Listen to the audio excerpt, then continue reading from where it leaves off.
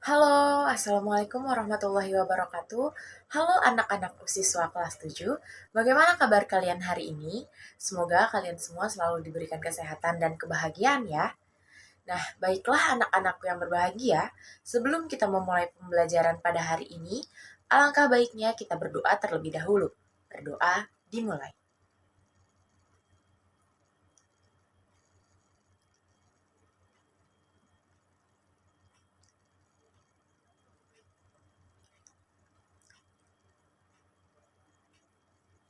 Semoga dengan doa kalian tadi kita diberi kemudahan dan kelancaran dalam hal apapun, terutama dalam kegiatan belajar ini. Nah, untuk pertemuan kali ini, Ibu akan memberikan materi dan sedikit menjelaskan kepada kalian melalui video pembelajaran ini ya. Kira-kira ada yang tahu nggak sih materi apa yang akan Ibu sampaikan pada kalian? Nah, kalau tidak ada yang tahu, Ibu akan sedikit memberikan clue tentang paragraf yang akan kita bahas hari ini. Paragraf tersebut berisikan tentang penggambaran terhadap satu objek. Objek tersebut bisa berupa manusia, hewan, lingkungan, bahkan tempat bersejarah. Hayo, anak-anak sudah ada yang tahu belum kira-kira paragraf apa ya namanya? Yaps, betul. Namanya adalah paragraf deskripsi. Ibu akan menjelaskan kompetensi dasar yang harus dicapai untuk pembelajaran kali ini. Yang pertama yaitu 3.1, mengidentifikasi informasi dalam teks deskripsi tentang objek, baik itu sekolah, tempat wisata, tempat bersejarah, dan atau suasana pentas seni daerah yang didengar ataupun dibaca. Selanjutnya, kompetensi 4.1, menentukan isi teks deskripsi objek, baik itu tempat wisata, tempat bersejarah, suasana pentas seni daerah, dan lain-lain yang didengar dan dibaca.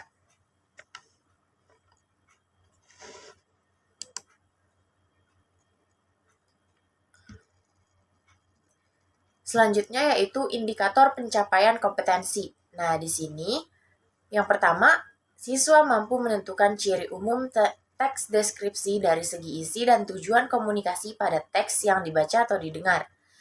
Selanjutnya, siswa mampu menentukan jenis teks deskripsi pada teks yang dibaca atau yang didengar. Kemudian, siswa mampu memetakan isi teks deskripsi, baik topik dan bagian-bagiannya. Dan yang terakhir, siswa mampu menjawab pertanyaan isi teks deskripsi. Nah, baiklah anak-anak, sebelum kita mulai memasuki materi tentang pengertian, ciri, dan jenis teks deskripsi, Ibu mau sedikit memberikan penggambaran nih. Jadi, teks deskripsi itu adalah teks yang mendeskripsikan sesuatu objek yang bisa dilihat oleh 5 panca indera kita, baik itu mata, telinga, hidung, kulit, dan lidah. Sebelum masuk ke materi pembelajaran, di sini ada satu lagu nasional yang di dalamnya merupakan sebuah teks deskripsi.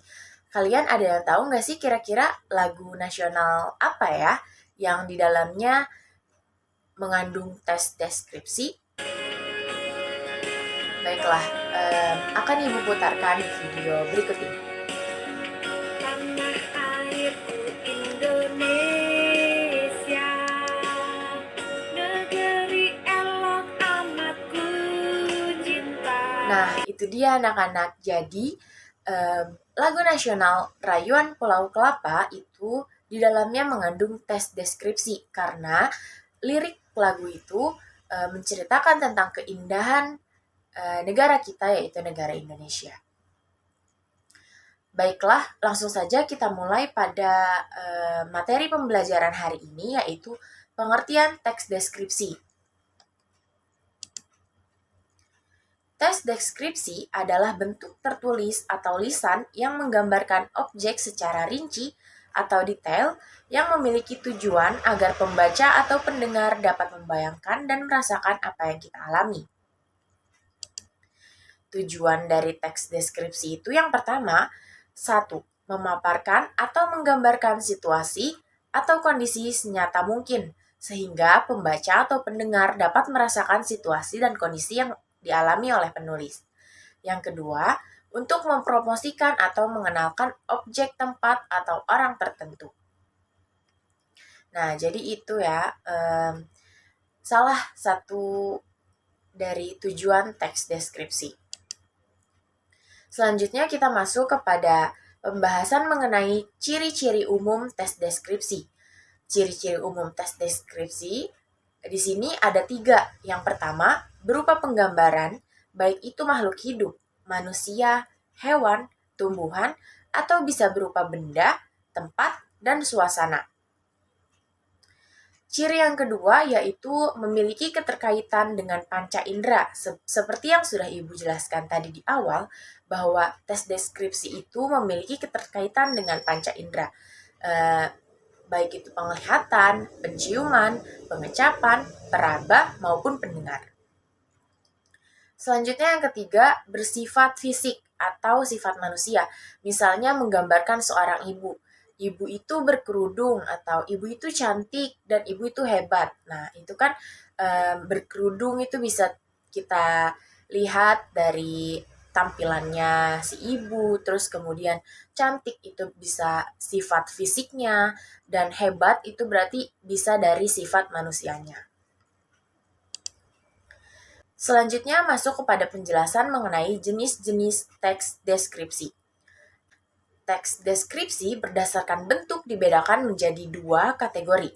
Di antaranya adalah yang pertama, teks deskripsi berdiri sendiri sebagai teks. Dan yang kedua, teks deskripsi yang menjadi bagian teks lain, yaitu cerpen, novel, lagu, iklan, dan lain-lain.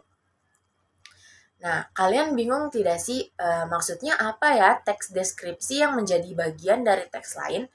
Oke, jadi begini ya anak-anak. Cerpen, novel, lagu, iklan itu kan memiliki teks di dalamnya.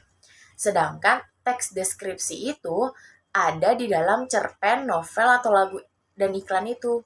Jadi contohnya seperti ini. Misalnya di dalam cerpen, sang penulis menuliskan suasana pagi hari.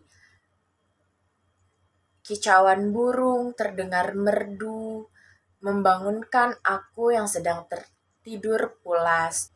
Nah, dari bunyi kicauan burung yang membangunkan si tokoh dalam cerita pendek tersebut, itu kan berarti merupakan teks deskripsi kan. Jadi, teks deskripsi itu ada di dalam bagian teks lain. Jadi, teks deskripsi itu ada di dalam cerpen, makanya disebut teks deskripsi menjadi bagian teks lain. Selanjutnya kita masuk kepada materi pembahasan mengenai struktur teks tanggapan deskriptif. Struktur teks tanggapan deskriptif ini mencakup 3 bagian. Yang pertama, identifikasi. Identifikasi ini berisi nama objek yang dideskripsikan, baik itu lokasi, sejarah lahirnya, makna nama, dan sebagainya. Yang kedua, deskripsi bagian. Deskripsi bagian ini berisi perincian bagian objek yang diperinci berdasarkan tanggapan subjektif oleh penulis. Perincian dapat berisi apa yang dilihat, bagian-bagiannya, komposisi warna, seperti apa objek yang dilihat menurut kesan penulis, seperti itu. Nah, perincian juga dapat berisi perincian apa yang didengar, seperti mendengar suara apa saja, seperti apa suara-suara itu. Nah, penulis itu dapat membandingkan dengan apapun yang dia dengar. Perincian juga dapat berisi apa yang dirasakan penulis dengan mengamati suatu objek. Dan struktur teks tanggapan deskriptif yang terakhir adalah simpulan atau kesan. Oke, sampai sini apakah ada yang ingin ditanyakan? Jika ada pertanyaan, boleh disimpan dulu. Selanjutnya, kita lanjut kepada slide berikutnya, yaitu ada perintah tugas. Deskripsikan ketiga gambar di bawah ini. Ada gambar bebek, gambar bola dunia, dan gambar candi Prambanan.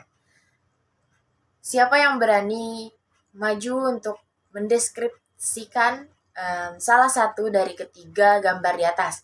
Atau Ibu membutuhkan 3 orang untuk masing-masing menjelaskan satu gambar yang ada di slide berikut ini.